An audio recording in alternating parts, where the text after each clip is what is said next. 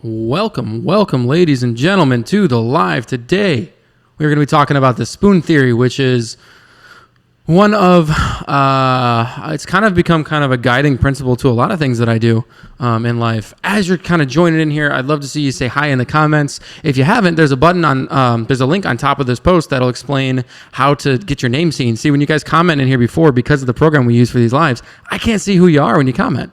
It just says username. So if you click on that link, it'll actually let me see your name. So if you're brand new here, hop in, say hi. Let me know what you guys are working on today. If you're watching the replay, tell me that too. Okay, we love to see replay people. That's awesome. So here's the deal. We are going to be talking about spoon theory and time management and how to kind of optimize those things for your business. And then at the end of this, I'm going to explain a few questions we might have about Manifest, which is our new group coaching program. That is an 8-week program that you might have questions for. It's helped me book crazy things like there's an $11,588 client that I just posted in the group. I just screenshot their stuff and they paid me that during COVID. I want to teach you guys how to do that stuff. That's what Manifest is for. And so I am excited to to teach you guys all that is. So somebody said, which link? It should be the link on the top of it. It should be in the description. It should say like Ecamm Live. And that'll kind of help me like it'll help you introduce yourself to me in the comments. So let's talk about spoon theory. Now, spoon theory comes from, I learned this from my uncle. Now, you guys may or may not know this. I have an uncle who has Parkinson's, and he's not a blood relative. He is actually my actual uncle's best friend, but I've adopted him as my uncle. And for years, I helped take care of him. He had Parkinson's and is a former Army vet, and I got to kind of help him build his life up. And so the deal is when you have something like that in your life, you don't have the energy that other people have, and the energy doesn't even work the same way. And one time he was trying to explain it to me, and I didn't really quite get it. And he told me this story, and it's called the spoon theory. Okay, and so it goes like this: two women are hanging out at their house. One of them has Lou Gehrig's disease, and the other one's just kind of a normal person. They're trying to set up what they're going to do for the week, and so with the disease like that, you just don't like you're tired a lot. There's not like a lot of energy. Like a lot of your time is spent, kind of conserving energy. And they're trying to pick out what they're going to do for the week. And the friend who's like perfectly healthy goes, I don't really understand. Why don't you just take a nap today, and tomorrow you're going to you can go out with us and just kind of conserve the energy that way. Well, it doesn't really work that way. And so the friend's trying to explain it, and she goes, okay, well, how about this? Go in my kitchen and grab all the spoons I have. She goes, oh, okay, it's kind of weird, right? And she sets the spoons down in front of them. Let's say there's an ottoman in between them. And she goes, okay, what I want you to do is I want you to run me through your day to day, as like how you get the day up. And she goes, what is the first thing you do in the morning? And she goes, well, I get up and I go to the shower. And he goes, well, hang on a second. You get up and you go to the shower. Okay, so didn't you have to sit up first? And she goes, yeah. And she goes, okay, we'll take a spoon. And she goes, okay. And then they kind of keep running through this. And she goes, okay, then what do you do next? Well, I guess I stand up. She goes, okay. And then she'll take a spoon. You get up, you sit up, you stand up, you walk, take a spoon. That's 3 spoons. We're already down to 3 spoons. They continue this down, so it's like every single thing that she does, it takes a spoon. So get in the shower. Okay, you have to get in the shower, turn the shower on, shower, and then walk out. That's like 3 spoons right there. So it gets to be like I want to say like 11, like midday. She's already out of spoons. She goes, well, what do? I can't finish the day out. And she goes, I know. That's how I feel every single day. Every single day, I can't get up and go anywhere because I'm out of spoons. And it's not like I can take spoons from tomorrow. I get the exact same set amount of spoons every single day, and I have to conserve them in order to get things done. It's not like I can borrow from the day before because I may have a better day or a worse day the day after that. You guys get that? Like she pretty much like she has to conserve her energy and make sure that she's doing the things that she has to do and try and save enough energy to do the things that she likes to do. And my belief is this, even though that's related to like the disabled life, like understanding like how that works, I think that we all actually have spoons too. It's not like it's related to just people with health issues.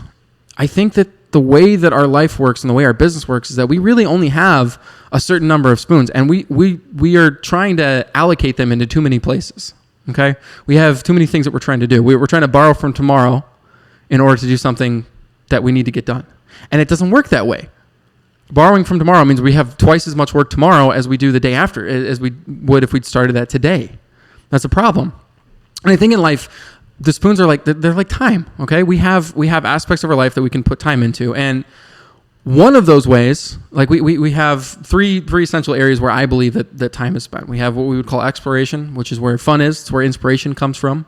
We have depth. That's where relationships and self-care and your inner peace goes. And then you have work, which is like marketing and creating things to sell and selling your time to others in order to make money.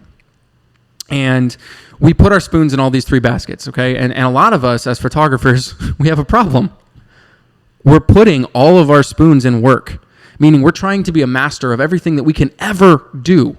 You know, you're going on these, let's say you're going on a YouTube hunt or you're going through TikToks or whatever, and you're hearing advice from a bunch of educators that go, okay, well, you got to do TikTok, you got to do Pinterest, you got to do YouTube, you got to do all these things, and you have to be a master of those. And then also don't forget, you have to be a really great photographer. And then, don't forget, you also have to be an album designer and everything else. And so all of our spoons are being taken and they're being put into this one basket. It's just in the work basket. It's being put in the work basket at the expense of the things that actually inspire us to do better in work. And so we feel like every time we're working, we're overwhelming ourselves on a regular basis. You are always 100% overwhelming yourself if you're following this method. And that's not great, because when you don't have exploration in your life, you're not inspired to do things. You're not inspired to be creative. You're not enjoying your life. You're not seeing new things, so you can't create new things because there's nothing that's inspiring you to do so. And depth is also lost, okay? When you're in depth, you're creating relationships, you're meeting new people. Your business is being built by just meeting new people and having deeper relationships with the people that you do care about, right? It's a balance. But when we put all of our spoons in work, well, work is taking over and we're doing more. But the problem is, the more that we do, the less effective we become at the things we could master. And the things that we are mastering are taking over the things that that we could be doing for the rest of our life. Right? We're doing more work, but we're being way less productive. We're not being more creative. We're not being more interesting. We're not mastering anything. We're trying to master everything, which basically means nothing's actually going to work. Is this connecting with anybody? Because this is how I felt. I want to say 6, let's say 5 years out of my business. I just felt like everything I was doing was taking all the time out of the things I was trying to even fund in the first place. I could shoot 70, 80 weddings a year. Okay. Let's say I do that. But the problem is if I'm shooting 70, 80 weddings a year, there's no more time left to do any of the things that I'm trying to fund in the first place. And there is no point in having a ton of money coming in or whatever if you can't spend it on anything you actually enjoy doing besides work. Now, don't get me wrong. When we're working, we do get a little bit of exploration in that. We're inspired while we're working. We see new opportunities. We're having a good time shooting. We're kind of building relationships with our clients. But if we're spending the rest of our waking hours marketing and writing email templates and building up business things and trying this and learning this from this other guy and all these 15 or 16 different little aspects of things, we're never actually spending time enjoying our lives. We're just spending time working to create a life that doesn't even exist. And a lot of us, we don't even start from the perspective of understanding where we want to go. How many of you have sat down, written out, okay, my future's here. I believe that this is what my future is. I want to go here. I want to have a house. I want to buy a Tesla. Maybe that's a dream for one of you guys. I want to be able to provide for my wife. I want to make sure my kids don't have to worry about college. I want to, there's just so many things you could set up. But if you haven't sat down and written out what those are, what are you working for? Right? We're putting all this effort into work, but what's the end game? And when do we decide when we're actually at the end game? We don't know. Because all of our spoons have been spent putting into work, and there's absolutely no exploration of what the other things are in life that we need to have. You're just spinning your wheels. You're trying to master everything and talk to everyone you can talk to. And none of that stuff at all is going to help you actually achieve what you were looking for in the first place. When you are overworked, you're not effective. When you're putting all your spoons in one aspect of your life, you're ignoring the two other ones that actually feed that aspect. It's not good. So I'm just wondering, where you guys feel like you're putting your spoons on a day-to-day basis? Where you feel like you're putting them. And this could be a day-to-day thing. It's not like you're going to be going into this process and feeling like, okay, well, all my spoons are perfectly set up every single day. Listen, we don't have the limitations entirely of someone who has a physical problem, most of us. Right? We don't have those limitations. So we can screw up a few days a week. But the problem is the more days that we screw up and like have all the balance in one section, the less time we actually get to explore those other things, because time is time. You're not going to get more of it. You can't create more of it, and you don't even know how much you have in the first place. So if all your time in your youth is spent working yourself to death or focusing on marketing and never actually getting to go explore things, by the time you get to old age, your body's too broken. You're now in that spoon theory. You're now just like that person who has to, every time they stand up, they got to take a spoon. Every time they go take a shower, they got to take a spoon. They got to take a spoon to dry off. They got to take a spoon to eat. They got to take a spoon to do this. All of a sudden, it's like 11 o'clock in the day. You can't go out and do anything you want to do. And worse than that, right? You didn't spend the years building relationships and friendships that build the rest of your life. So not only do you not have enough energy to do anything, you have no energy to do anything, and you have no friends, and there's no depth to your life. So you're alone. Is that really the life that we're aiming for? Is that really where we want to go? Because I'm going to tell you right now, for me, when I realized that this is what was going on, I realized that's bullshit. I don't want to do that. There's no point in me having more money or more clients, more than anything else, if I don't even enjoy the time I have when I'm free, or if I can't even get free time to enjoy something. I'm going to tell you something. A lot of people will see, I check in movies all the time, right? Excuse me. Actually, I go to see movies all the time. People are like, oh, he's just goofing off. No. When I watch a movie, I'm learning framing. I'm inspiring myself, but I'm also having a good time. I'm usually also bringing a friend. Okay, Tyler and I go see movies. We do all these things. Excuse me one more second.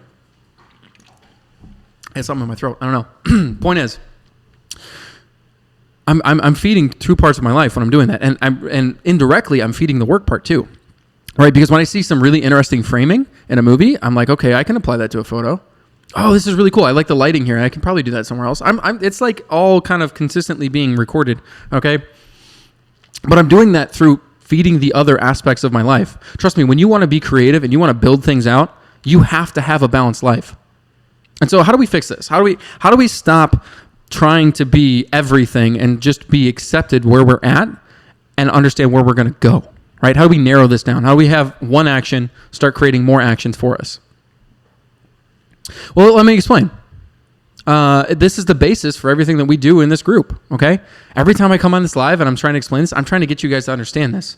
Time for me is everything. You got to understand, I'm a person where, like, if we talk about love languages, quality time is 100% it. You can give me a gift. That's nice, okay? You can send gifts to me, and that's great. I don't give a shit about those. I hate to say it. I'll appreciate it. I'll appreciate it 100%. But for me, time is everything because I know how limited it is. For me, I come from a background where time was taken from somebody who was really important to me it was immediately gone. Okay, my sister had cancer when she was 15. She passed away at 17. This girl, I'm not lying to you. This girl was doing P90X every day. She was working out. I mean, even through the brain tumor she had, she was working out every single day of her life. And in the middle of it, like, there's a tumor in her brain, so one of her eyes is like completely going the wrong direction. She just kept persevering. If she hadn't had that happen to her, she probably would have outlived me. God knows she was in better shape than I was. But her time was cut short unexpectedly. It's not like everyone knew that this was going to happen. This was a surprise when I was like 20. Oh shit, this is going on. Same thing. Weirdly enough, at this time in my life, my grandmother got cancer about the exact same time, and I was actually the person who was taking her to her chemo appointments. This is where the basis of all the things that I value as far as time goes comes from. People don't realize it. I don't even really explain it to most people, but I guess I'm explaining it to all you guys now, so everyone's going to know. Time is so fucking important. You don't have any more of it. You don't even know, you don't know how much of it you have. You don't know how to make more of it, and you really don't even know how to spend it right now, and that's a problem. That is going to eat your business alive. Because again, when we're overworked, we don't enjoy what we're doing, so we get burnt out. We stop treating people the way we should treat them. We stop looking for the things that inspire us in that job because you know what? We're working it 24/7 and we're tired of seeing it. You're going to get to that point if you're not paying attention. It happens. It happened to me. It did. That's the basis of how we got here. And so, again, how do we start fixing it? Well, first, you got to define that future, right? Where do I want to go? What do I want to do? What does my life look like? And you got to remember, you have to have balance. Are you doing this? Are you in the future? Are you alone? I hope not. You got to have friends at the very least. I'm hoping there's a partner out there for all of you. I hope that there's a house out there for all of you. If you want to have a Tesla in your life, you want to have a really nice house, or you just want to be able to go to the beach every day, I want you to have that, but I want you to make sure you're writing that down. You're putting it up somewhere. You're going to see it because it's going to set you. It's going to set you up for where you want to go. You're going to understand what the importance is of what you're doing. And then you're going to learn who you talk to. Listen, it's stupid to talk to everyone, okay? I hate to say it. It is. If you start trying to sell to every person you talk to, everyone's your wedding client. Guess what? No one's your wedding client. When you sell to every single person you know, no one's going to buy from you. So you got to define who that is. The cool thing is, once you define this down, you can actually start creating plans to not only meet these people naturally, but also attract them in other ways. Braille says, I'm starting to feel that, but I think it's also because I'm still working on finding my dream client. Once I regularly find my dream client, I feel like it'll get easier. Well, let me tell you something. This whole group is about dream clients. This is about finding what it is. It's about defining that future and maximizing the time that you're at. And so, okay, we defined that client now. Now we understand who they are. What's the next step? Well, now we got to learn how to talk to them. You can't talk to the same, like someone who's going to pay you 10 grand as a wedding photographer is not the same person. And maybe that's not even you. Maybe you don't have to, maybe your dream client's not a 10 grand wedding photographer. But I think all of us have work that's worth that. The person who's going to pay 10 grand is not the exact same person who is looking to avoid spending an arm and a leg on a wedding photographer. They're not the same person. So when you're talking to that person who doesn't want to spend an arm and a leg on a wedding photographer, typically, if you're actually spending time with them, you're kind of wasting your time. Now, that doesn't mean that I don't get clients that come in and say like, oh, I only have $1,000 budget. No, I still treat them with care. We still kind of run through. And a lot of times I get them to go to that higher end. I get them to see the value in what they're giving, because a lot of times your clients come in and they don't even understand what the value is of what you provide. And you can't articulate it because you don't know either, because you're overworked trying to become the TikTok master. You're trying to create actions that really only give you one result. How sad is that? That sucks.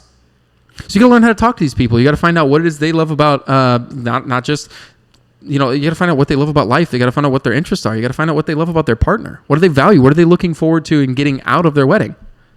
Why are they talking to you? If wedding photography is important, why'd they pick you?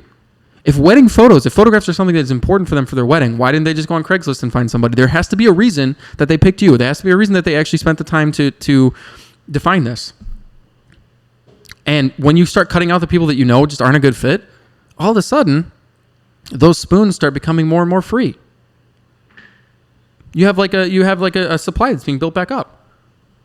Man, I used to work like 24/7, but now I have some time to go see a movie. Now I have some time to just go hang out with people. It's important to do this in any business you're in, but your wedding business is extremely important because you have constant sources of people telling you have to be a master of all these things. You don't. You got to say no to anything that doesn't fit. All right, listen, if it doesn't fit your life, you don't enjoy it, stop fucking doing it. Really, I mean, seriously, stop doing it. It doesn't matter that much. If you're like, you know what, I really don't like making stories every day, then don't go make stories every day. If you even if it's something that I believe in, I love blogging because it fits all three aspects of that. I get to go explore my city. I get to go build relationships with people. I get to kind of become the expert in my area. I love that stuff. But if that doesn't work for you, then don't do it. If it doesn't build what you want to build, then it's not worth doing. You have to start defining what that means. And if you get a client that comes in that'll pay you, but really doesn't fit any of the values that you believe in, like maybe you're someone like me who's a storytelling photographer. Like I'm looking for candid moments. I'm looking for, hey, this is how this moment actually happened. Now, this doesn't mean we don't pose things, but if someone comes in and they're like, I just really want to get featured everywhere and I want to show off all my headshots and I want to make sure that my posing is perfect, the lighting's perfect all the time, and I want to be on a photo shoot all day. I don't care how much money they have. I'm not taking that client. That takes confidence to get there. That takes understanding who you're looking for. You can't just walk in and do that. A lot of you right now are probably feeling like, I don't even know how I can charge more than $1,500. And guess what? You can, but it has to be done through this process. It has to be. You got to master what you need and not whatever is possible for you. By doing less and like doing just like, I call them compound actions, but we can also call them strategic efforts. You get to regain that balance of time. You get to be who you want to be and get to go where you want to go. Now tell me, does that not sound like ideal for you? Because that's exactly what I was looking for when I was a photographer. When I first started, I mean, I'm still a photographer, but when I first started, that's exactly what I wanted, but I just didn't know I wanted it. I needed to talk to somebody who actually did it so that I can understand how to do it. See, we have this belief, right? Because this is in society, we have this belief where like I can go on YouTube and I can learn anything I need to learn. I can read a book and I can learn anything I need to learn. The thing is, when you're doing it on your own, you don't know whether you're making a mistake or not yet. And you may not learn that lesson for like 24 months. So you have to start asking yourself, one, would I get to where I want to go faster by working with someone else? Chances are yes. Okay. Every time I've invested in coaching for me, and this is, by the way, this is a practice. I am constantly investing in education for myself.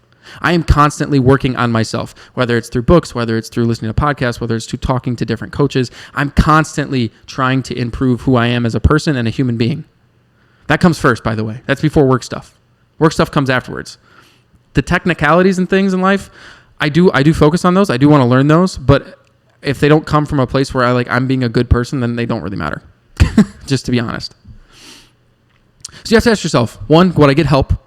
Would it help me get to where I want to go faster if I work with someone else? And then the second thing is, do I want to be struggling with the same shit I'm struggling with right now, a year from now? Because I guarantee you, the chances are you don't. If you currently feel like I can't book anything or I don't know how to talk to my dream clients, do you really want to spend another 12 months not figuring that out? If your business right now is only making $1,500 per wedding and you're only booking 3 or 4 clients a year, do you really want to do that next year? And it's okay if you do, by the way. If you're perfectly happy where you're at, then great. You might have figured out something that I don't know. That's awesome. But my guess is that you want a better life next year. You want to be more in charge of your time. And by the way, when you're selling time to like a boss, like you're working a 9 to 5, you're not really in charge of your time. What I mean by being in charge of your time is I want you to be able to take a week off of your business, go somewhere and just have a good time and not be worried about it. You guys imagine what that would be like? What if your leads just came in like naturally? You're not even really working on them that much. I'll tell you, we got 4 leads in one day the other day for Disney, which is, again, it's not everyone's dream wedding. I get it, but I live right next to it. So in Florida, that's the thing. People are like, how do I get over there? I mean, that's got to be a good paying gig. Imagine if you didn't really put that much effort into it and they went into it. I wrote a couple blog posts. I met with a few people. I had some drinks and I made some jokes with some new vendors. And guess what? All of a sudden, leads are coming in. It's not that complicated. Brielle says, I struggle most with SEO and website. I would love to find time again to be with my kids and not worry about all the steps I still need to do. Yeah. Guys, this is exactly what it is. The depth in your life is missing. I almost guarantee it. For all of us. The depth and the exploration, we're not focusing on those because we don't value them. We don't think, well, this isn't going to make me money today. But guess what? It does. I'm going to tell you something. When I was creating even this group coaching program and I was trying to figure out, well, what do I name it? I kept sitting here working hours and hours and hours and like deep diving into it. Like, okay, what is the name? What does it mean? What do I want to do? You know how I figured out the name for this program? I went and rode the new Guardians of the Galaxy roller coaster at Epcot and then named it based off of the parking lot names. They have a lot of names. So they have Dream, they have Journey, they have a lot of them. One of them wasn't Manifest. But I started thinking like, oh, these are really cool. I like the platform from this. I feel kind of relaxed. And then all of a sudden just kind of cleared up. It's like, oh, Manifest. That's what I want it to be. Tyler said he can confirm that story. Yeah, he was with me. It's funny. Tyler sees me get inspiration from the weirdest things all the time. It almost is never for me just sitting here at the computer constantly working my butt off. It just doesn't work. I have to spend time enjoying my life, building meaningful relationships with me. That doesn't mean just like, this is not about dating. This is about making friends. Not that dating's not important. I have to spend time making friends and also meeting new people in my community, becoming a part of my community. Okay? I have to spend that time because if I don't, the work I do is going to feel like I'm just going to be spinning my wheels. And I don't want that for the rest of you. Can I just say that? I don't want that for the rest of you. I want you to have the balance in your life. And that's why we created the program. Really. I want you to be able to book $10,000 wedding clients so you can spend more time with your kids. So you can go out and have a good time. If any of this sounds interesting to you, by the way, the call doesn't cost a damn thing. So reach out. Just put reach out in the comments and I'll message you right away. We'll hop on a quick phone call. I'll see if it fits for you. I'll also answer some questions. At the very least, I'll try and solve a problem for your business while we're on that phone call and you'll leave with some more advice. But if it works for you, then guess what? You're going to get all your time back. Now, that's not to say it's going to be immediate, all right? Let's be real. Doing things correctly takes effort first, but it's like going uphill. You guys have never read a story about someone who did something amazing by accident, okay? They were trying to do something. They found a method, and they were trying to do something, and they created something. Now, maybe it wasn't the intended result right away, but they were putting effort first. And this is the cool thing about effort, right? If we're going in an uphill battle, right? We're like, oh, that sounds terrible. Yeah, it does. Right up the bat. There's a lot of work up front. A lot of deep depth stuff, right? But then once you get to the top of that hill, wait a minute, now we get to go down. Let's say you're pushing a snowball, right? If you're pushing a snowball at the bottom of the hill, you're going to work your way up all the way to the top. It's going to be exhausting. And if it's in Northwest Indiana, it's also not going to look that great, right? That's where I'm from, if you guys don't know. But you're going to push it all the way up to the top of that hill. Once you get to the top of that hill, you can push it down the other end, and all of a sudden, it's bigger and bigger and bigger and bigger. And are you putting more effort in that second half? No. You're putting less effort into that second half. That's what we want to do for you. We want to teach you how to talk to people. We want to teach, one, how to define your future. Who you want to talk to, and then how to talk to them. And then how to cut things out that just don't build into your life. They don't serve multiple purposes. It is not something that you just figure out. Let me tell you how I figured this out. This entire system, this whole platform that we built, this whole education system, this whole value system that I came up with, it wasn't cheap. Over the last couple of years, I've spent a little over $34,000, somewhere around there. I don't know the exact numbers off the top of my head. But a little over $34,000 investing, not just into myself, but into education and going to workshops and meeting with people, building relationships, defining what that is, trying different strategies and building them out, going through lots of personal development. I went to a lot of places where I kind of paid someone to tell me I was a piece of shit. Now, that doesn't mean that's exactly what it was, but they were like telling me where I was kind of failing. That's important in life. When someone is telling you something that seems harsh, it's probably true. And it gives you an opportunity to, one, evaluate what they said to see if it's true, and then also to see if you need to make differences. One of the most influential people in wedding photography, Ben Hartley, he told me this. He said, I'm tired of seeing you only put in minimal effort. He introduced me to a guy named Dan Dakini. Dan Dakini told me, what if where you're at right now, even if it's successful to everyone else, is only 30% of what you're capable of doing? That statement has stuck with me since. Like I think of it every single morning, every single day. It's constantly up there. And when I started thinking about that, well, what is the impact I want to have? Is it about money? For me, it's not necessarily about money. Now, yeah, money's important. Like obviously, I think when you do a good thing, you should be paid for that thing, right? But it's like, how can I have more of an impact? How can I build more people? Well, I could continue working with photographers, right? And let's say I max out. Like physically, I would probably max out at about 24 weddings a year. Now, I have done more. I didn't like it. It was kind of exhausting. But what if instead of working with just those 24 couples a year, which is only 58 people, not even 58 people, it's 48 people a year that I'm making an impact on. What if I could teach other photographers to make the same impact that I make on with my couples? What if I could teach them that?